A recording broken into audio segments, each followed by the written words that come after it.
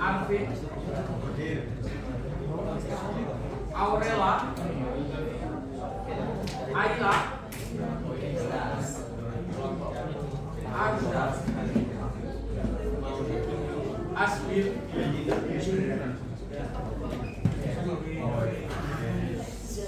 Sofia, Ibras, Berlian, Dawa, Damar,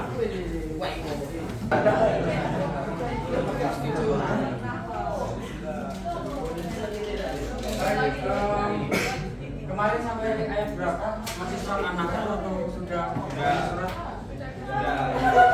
Sudah dari surat? Surat?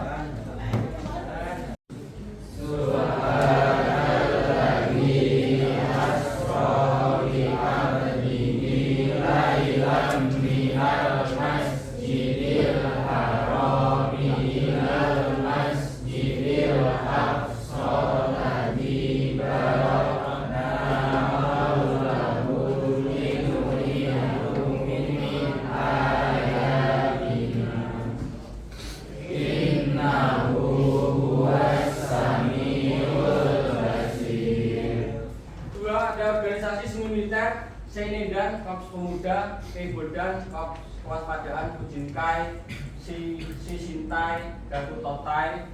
Yang kemudian hari ini bangsa kita masih menerapkannya seperti betul sekali. Barisan Ansor Serbaguna, Pemuda Pancasila, betul sekali. Jadi sampai sekarang kita tuh masih menggunakan itu, pemuda menjadi organisasi seni militer.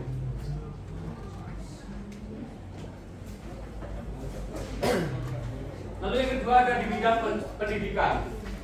Pertama, pemerataan sistem pendidikan, tidak ada lagi kelas, banyak sekolah dibuka tapi kurang murid, fokus pada pelajaran yang mendukung perang, penghapusan seluruh pendidikan barat. Kalau kemarin kalian mengingat Ongkosiji Ongkoloro dibentukan Belanda pasca kebijakan politik etis dari Ratu Belanda kemarin, yang Ongkosiji adalah orang-orang kelas atas, menengah atas, sedangkan Ongkoloro adalah sekolah rakyat biasa yang hanya belajar calistung, membaca, menulis dan menghitung, tidak kemudian belajar nasionalisme itu apa, fisika itu apa, dan lain sebagainya.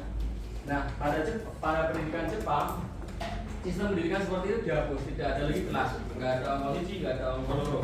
Namun masih kita temui hari ini, kita meratakan sistem pendidikan kita 6 tahun di sekolah dasar, 3 tahun di sekolah menengah pertama, dan 3 tahun di sekolah menengah atas.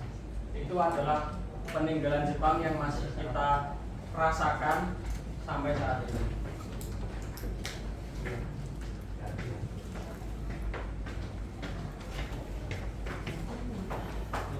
Selanjutnya di bidang ekonomi, yang pertama sistem autarki. Sistem autarki ini kebalikan dari sistem liberal. Sistem autarki ini bagaimana kemudian semua daerah otonom dapat mencukupi kebutuhannya. Artinya orang Solo ya harus bisa mandiri.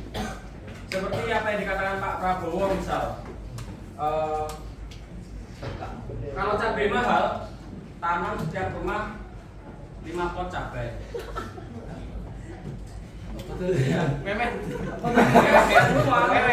Semua daerah otonom itu harus bisa memenuhi kebutuhannya. Jadi enggak, misal beli coklat, ya harus bisa memenuhi sendiri. Beras nggak boleh memasok beras dari wilayah lain. Seperti itu. Yang kedua, bahasa Indonesia diwajibkan untuk menanam tanaman jarak untuk kepentingan Jepang. Kenapa jarak? Ya, tumbuhan jarak. Karena jarak merupakan salah satu alternatif bahan bakar, betul sekali. Ketiga, sumber daya alam Indonesia dieksploitasi untuk kepentingan pemerintahan Jepang. Yang keempat, mata uang Belanda dipertahankan. Sama seperti mencukupi kebutuhan sendiri, halnya beras. Sisi positifnya adalah Jepang mengenalkan kepada kita teknologi pertanian. Apa itu? Sistem nandur, menanam dengan mundur. Betul. Karena pada sebelum kedatangan Jepang, sistem pertanian kita itu menanam padi masih dengan disebarkan gitu. Jadi tidak merata. Jam pelajaran pertama telah selesai.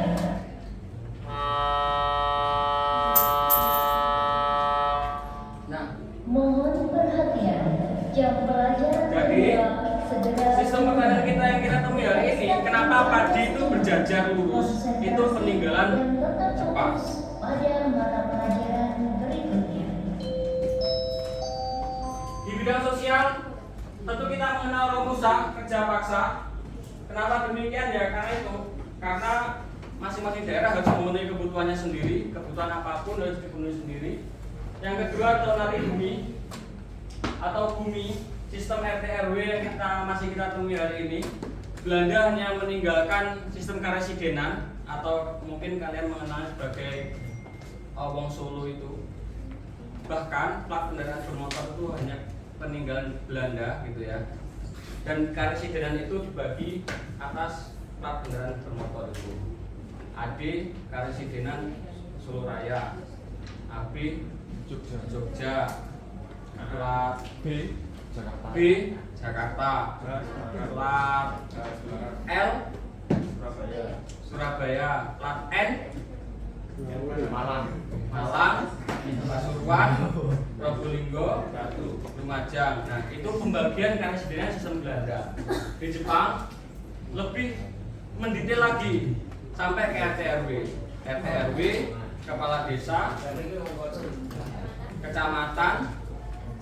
Sebelum kabupaten itu ada kawedanan. Kawedanan itu gabungan dari beberapa kecamatan. Setelah kawedanan, kabupaten. Setelah kabupaten, karesidenan, gabungan dari beberapa kabupaten atau kota. Setelahnya baru provinsi. Nah, mungkin yang masih dikenal sebagai administratif RT RW, desa atau kelurahan, kecamatan, kabupaten, provinsi. Yang ketiga, Junhunyanku, tindakan eksploitasi terhadap para gadis di Indonesia. Jadi bagaimana kemudian muncul sosok-sosok feminis seperti Kartini, Nyadin, Gusti Nurul mungkin. Ya karena memang tindakan eksploitasi terhadap para gadis Jepang, para gadis Indonesia untuk digunakan sebagai pemuas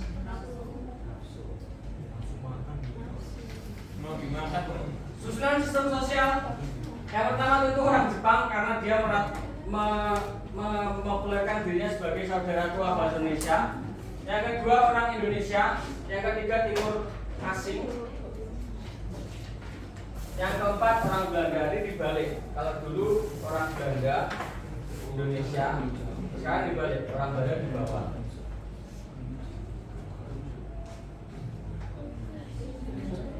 Di bidang budaya ada proses Japanisasi tentunya, seperti halnya sekarang ketika banyak restoran ramen, sushi, komik dan lain sebagainya itu termasuk sebagai Japanisasi. Bagaimana kemudian seorang manusia itu menjadi agent budayanya. Ketika dia berada di lingkungan yang baru, dia akan tergusur atau dia akan menjadi agent marketing atau memperkenalkan budayanya kepada orang lain. Yang kedua, sekiri ini bentuk penghormatan kepada matahari di pagi hari. Makanya itu ada cuaca. Satu sebagai bentuk penertiban, yang kedua sebagai bentuk Japanisasi, yakni sekiri. Maka itu saya lupa lah istilahnya apa. Itu termasuk kemudian ada penolakan dari tokoh agama karena sekiri ini. karena bertentangan dengan agama yang diajarkan. Yang ketiga, pembentukan Keimin Bunka Sidoarjo, pusat kebudayaan. Pusat kebudayaan ini mengakomodir kesenian-kesenian, utamanya membentuk, menggelorakan kembali bahwa kita itu bagian dari Asia Timur Raya. Jadi apa ya? Mereka itu merekrutnya kayak seakan-akan kita itu satu loh. Ayo kita bergerak bareng, nah gitu kira-kira. Yang keempat, penghapusan budaya barat. Gampang, soalnya cuma tiga. Enggak,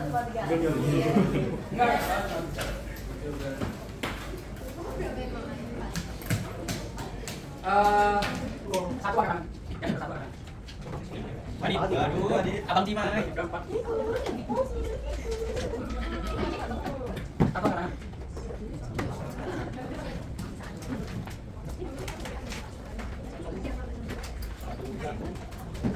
Silakan dikerjakan dengan baik.